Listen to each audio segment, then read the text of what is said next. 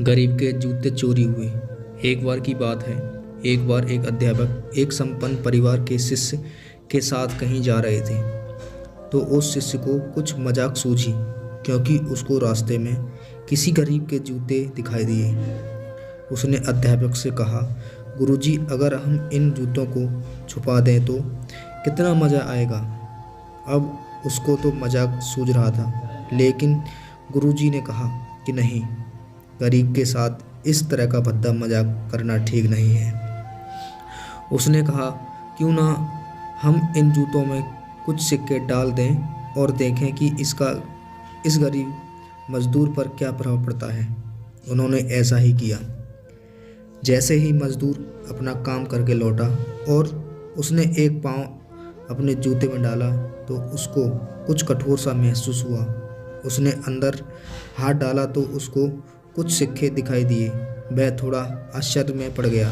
आसपास किसी को देखा तो कोई भी दिखाई नहीं दिया। वापस उसने दूसरा पैर अपने जूते में डाला और वापस उसको उसमें कुछ सिक्के दिखाई दिए।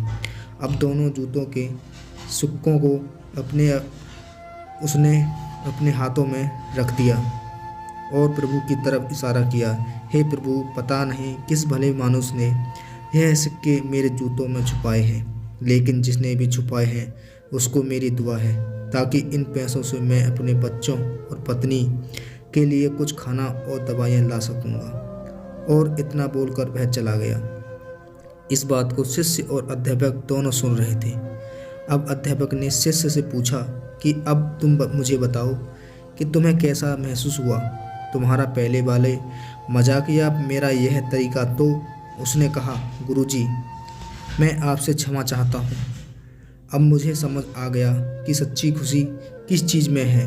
जब हम किसी की मजाक उड़ाते हैं तो हमें कुछ पल का आनंद मिलता है, लेकिन इससे हमें बद्दुआ मिलती है। लेकिन अगर हम किसी की मुश्किल परिस्थिति में मदद करते हैं और जिसकी भी हम मदद करते हैं उसको भी नहीं पता कि हमने उसकी मदद की है, लेकिन अंदर ही अंदर हमें पता है कि हमने उस इंसान की मदद की है। यही सच्ची खुशी है।